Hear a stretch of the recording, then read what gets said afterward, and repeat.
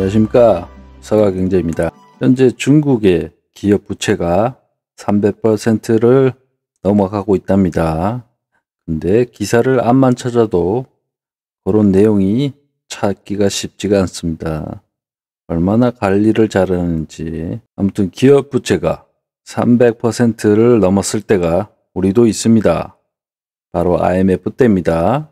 외환위기 때 우리도 기업 부채 비율이 300%가 넘었었습니다. 또 똑같은 점이 또 있습니다. 지금 부채, 헝다그룹, 기타 등등 자자오의 양광, 판타지의 그런 굵직한 기업들이 2000년대, 2008년도, 그리고 2016년도, 그리고 지금 이렇게 자빠지는데도 이게 티가 안 나는 게 은행, 정부, 지방정부 그쪽 분야에서 다 흡수를 해주다 보니 흔적도 없이 사라지게 되는 부분인데, 그런데 그런 부분들이 쌓이고 쌓여서 다 같이 골로 가게 되는 겁니다. 우리나라 IMF 때처럼 중국 아파트를 엄청나게 짓고 있습니다.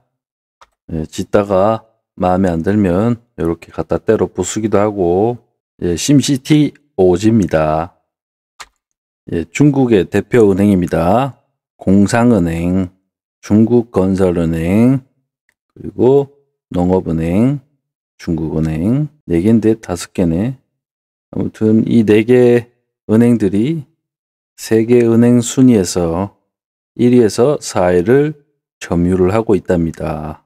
한국도 당시 1970년대 권위주의 정부에 기속되어 가지고 국유은행이나 다름이 없었습니다. 그렇다면 국유은행들이 기업이 부도 위험이 닥치면 무슨 일을 하냐면, 정부는 은행들의 기업이 위기에 빠지면 만기 연장, 채무 재조정, 자금 추가 지원 등으로 지원을 합니다. 그래서 그렇게 은행에서 자금으로 메워주고, 또 부족하면 세금을 퍼다가 갖다 메꿔주고 하니까, 그러니까 기업의 위기가 와도 사회적으로 위기가 전이되지 않습니다. 즉 중국 기업의 내수 부채는 문제가 안 되는 것입니다. 문제는 외화 부채입니다. 외화 부채는 중국 정부에서도 함부로 나설 수가 없습니다. 한국이 1997년 외환위기로 망했던 것도 바로 외환부채 문제 때문이었습니다. 그런데 중국은 우리 사례도 있고, 그래서 그런지 외화부채도 많이 가지고 있다만 외환 보유고도 꽤 높습니다.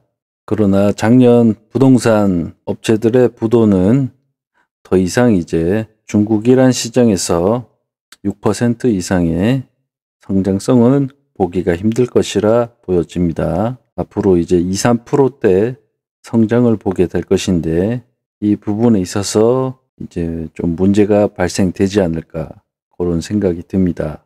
중국이 작년 부동산 이제 파업 디폴트 그런 사태들로 인해서 이제 성장 극대화 전략에서 선택과 집중 전략으로 바뀌게 되는 부분이 이제 시작되는 것입니다. 그러나 그렇게 썩은 부분을 도려내야지 내부에서 문제를 계속 가지고 가다 보면은 언젠가는 터진 것이 우리나라 사례로 보면 볼 수 있습니다. 한국의 IMF는 작은 소였다면 중국은 거대한 코끼리입니다. 규모가 다를 뿐 형태가 비슷합니다.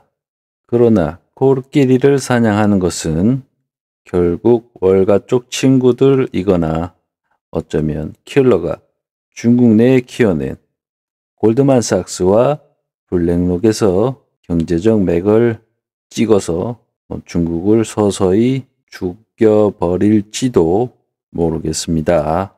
이런 상황에서 현재 시진핑은 국민들에게 그동안 시누백 그리고 시마팜이라는 중국산 백신을 투여했습니다. 현재 폭발적인 감염자와 사망자가 발생한다만 역시 중국은 언론을 통제를 정말 잘합니다. 현재 이 상태에 중국인들이 전 세계로 나가게 된다면 이것은 또 제2의 역병 사태가 발생될 수도 있는 부분입니다. 우리는 면역이 되었다고요? 아닙니다.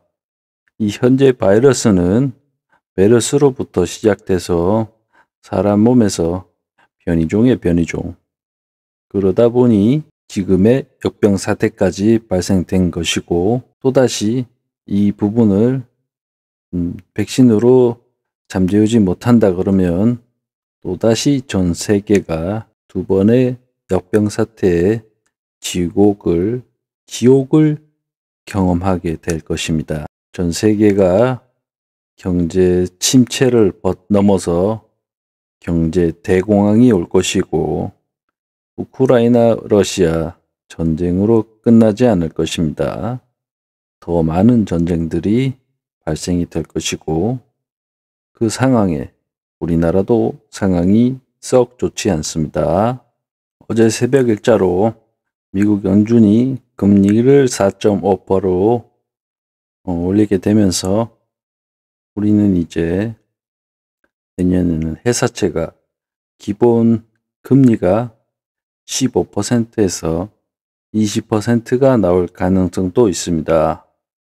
그동안 금리가 0%여서 1, 2%만 흑자를 내도 회사를 운영하는데 문제가 전혀 없었다. 이제는 회사채가 15% 이상이다 보니 이 상황에서 회사가 선택할 수 있는 부분은 절감의 절감 또 절감일 것입니다.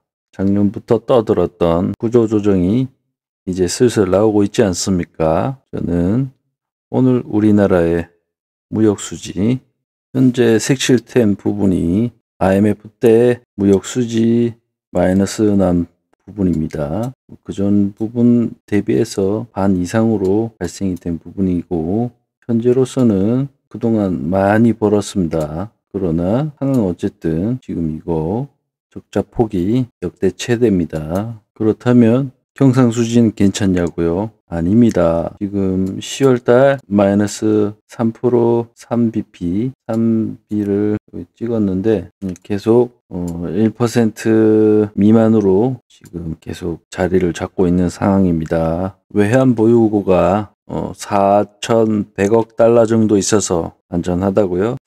3,900억 달러가 유동적 증권입니다. 방화벽이 아니라는 것이죠. 그것은 마치 우리나라의 ATM기를 뽑아가기 위한 정박해 있는 외산 대형 성박 같은 것들입니다. 현재 그들이 방파제 역할을 하겠다만 추후 선박에 돈다발을 다 싣게 되면 떠나갈 것입니다. 그러면 우리는 무방비 상태가 되는 것이지요. IMF 때랑 전혀 다르지 않습니다. 그때와 지금과 들어오는 선박 규모가 달라진 것입니다. 또 똑같은 부분이 또 있습니다. 경제에 무관심한 정부, 그런 것들을 떠들어대지 않는 언론, 그때와 오늘이 똑같습니다. 우리는 IMF 이후로 20년 이상 수많은 무역 수출 흑자를 발생시켰습니다.